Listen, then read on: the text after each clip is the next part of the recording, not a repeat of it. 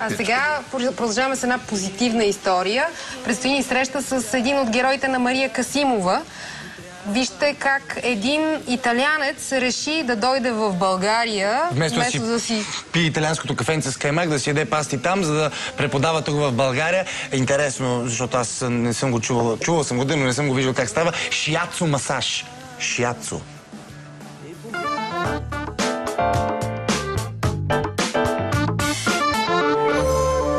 Андреа Аба може да чете душите и телата на хората по техните лица. Този истински италянец в България обаче не е гадател.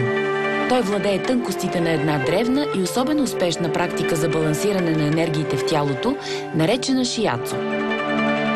В България е за да преподава методите на лечение и профилактика, които е научил от своите учители, и да създаде първото у нас шиацу училище. За да избегне дългите обяснения кой точно е Андреа Аба, го оставям да се представи сам, така както иска да го помним.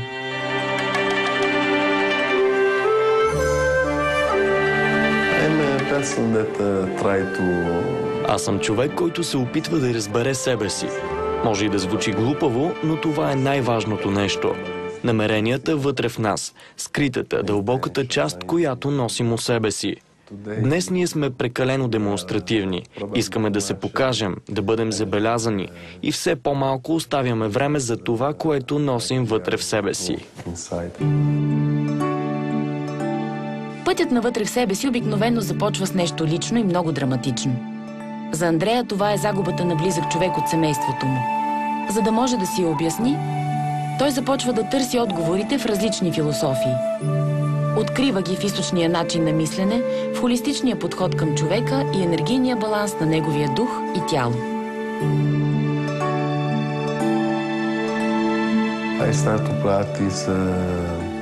Започнах да практикувам в едно шиацу училище и бях впечатлен. Точно както от тайчи, когато случайно един път видях по телевизията как един известен танцор практикува формата на една скала на брега на морето. Бях направо зашеметен и си казах: ето, това искам да правя и аз. Преди да се отдаде на източната практика, Андрея има съвсем мъжки занимания. Работи на кораб, интересува се от двигатели, мотори и техника.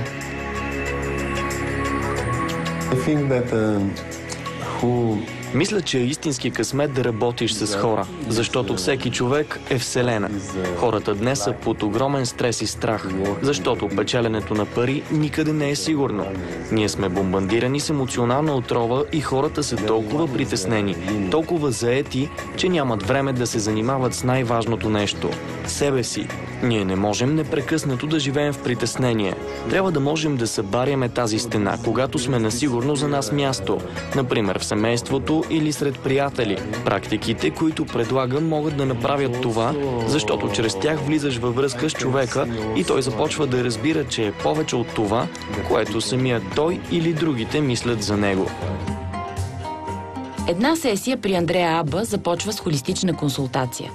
Тя е нещо като панорамна снимка на човека, чрез която той научава повече за начина на хранене, навиците, средата, емоциите, които го изграждат. Together we make a treatment to see the energetic situation in the body.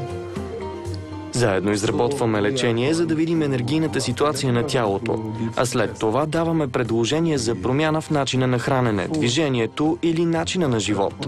Не даваме забрани, просто отблокираме заедно меридианите на тялото и така го предразполагаме към промяна. Много хора мислят, че шиацу училището е за професионалисти. Това не е така. В Европа тази практика е много популярна сред всички, защото е начин да влезеш в своята сфера, в своето тяло и така да се свържеш с останалите. Това е пътека за лична еволюция.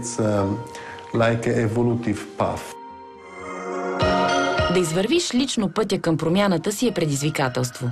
Андреа Аба обаче е далеч от мисълта, че това е нещо страшно, опасно и налудничаво. Не познавам никой, който да не се е променил чрез шиацу. Но не да е станал куку или да говори за енергиите по странен начин. Промяната е в това да можеш да виждаш повече схемите, които си наследил от семейството си, от обществото и да започнеш да възприемаш тези дадености по друг начин. Това имам предвид, когато казвам, че хората се променят. Не, че ще си напуснеш съпруга. Не това. Докато българите гледаме как да излезем извън страната си, Андрея вярва, че точно тук е най-доброто място да създаде своето шиацу училище.